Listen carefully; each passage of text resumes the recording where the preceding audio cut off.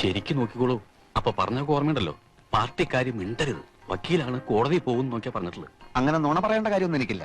എന്താ? ഒന്നുമില്ല, ചില കോടതി കാര്യങ്ങൾ പറയായിരുന്നു. അല്ല, റവല്യൂഷണറി ഡെമോക്രാറ്റിക് പാർട്ടിയിലെ ഒരു ബുദ്ധിജീവിയാണ് ഞാൻ. ഒരു തമാശക്ക് സൈഡായിട്ട് ഉണ്ട്. തമാശക്കോ? പാർട്ടി എന്റെ ജീവാത്മാവും പരമാത്മാവുമാണ്. എനിക്ക് പെൺകുട്ടിയോട് ചില കാര്യങ്ങൾ ചോദിച്ചറിയാനുണ്ട്.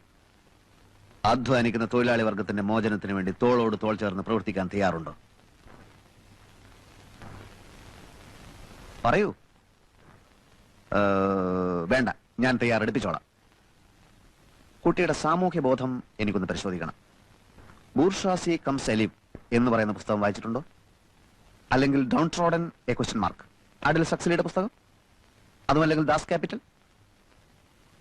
എന്താ വായനാശീലം ഇല്ലേ? അതൊക്കെയുണ്ട്. മംഗളം വാരികയിലും മനോരമയിലും വരുന്ന മിക്ക നോവലുകളും ഇവിടെ ഞങ്ങൾ എല്ലാവരും വായിക്കാറുണ്ട്. അത്രേ ഉള്ളൂ.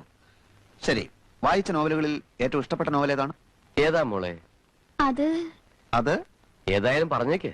ഏറ്റവും ഇഷ്ടപ്പെട്ടത് മനോരമയിലെ ഹവ ബീച്ച്. ഹവ ബീച്ചോ? അതെന്ത് ബീച്ചാണ്? അതേതെങ്കിലും ഫോറിൻ ബീച്ച് ആയിരിക്കും.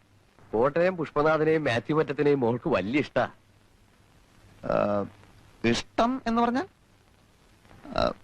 അത് സാരമില്ല. എനിക്ക് ചില നിബന്ധനകൾ മുമ്പോട്ട് വെക്കാനുണ്ട്. കല്യാണത്തിന് ആർഭാടങ്ങളൊന്നും പാടില്ല. ഞങ്ങളുടെ പാർട്ടി ഓഫീസിൽ വെച്ച് വളരെ ലളിതമായ ഒരു ചടങ്ങ്.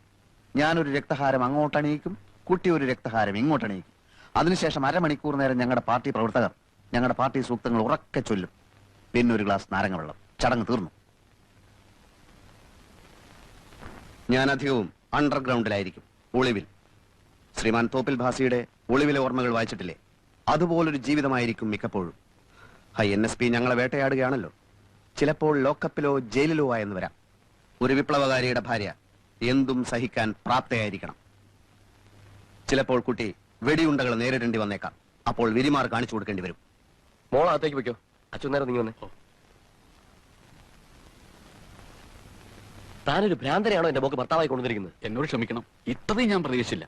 എത്രയും പെട്ടെന്ന് അവനെ പിടിച്ചോണ്ട് പോയില്ലെങ്കിൽ നല്ല ചുട്ട അടി കിട്ടും പറഞ്ഞു. അയ്യോ വേണ്ട വേണ്ട, ഇപ്പൊ പോയേക്കാം. എന്റെ നിർദ്ദേശങ്ങളുടെ പ്രതികരണം പറഞ്ഞില്ല. പ്രതികരണം അറിയാൻ കാത്തു നിന്നാൽ കുഴപ്പം ചെയ്യും. അല്ലെ, എണീക്കാനല്ലേ പറഞ്ഞത്? അതൊക്കെ പോണ വഴിക്ക് പറഞ്ഞുതരാം. ഇനി ഇവിടെ നിൽക്കണ്ട.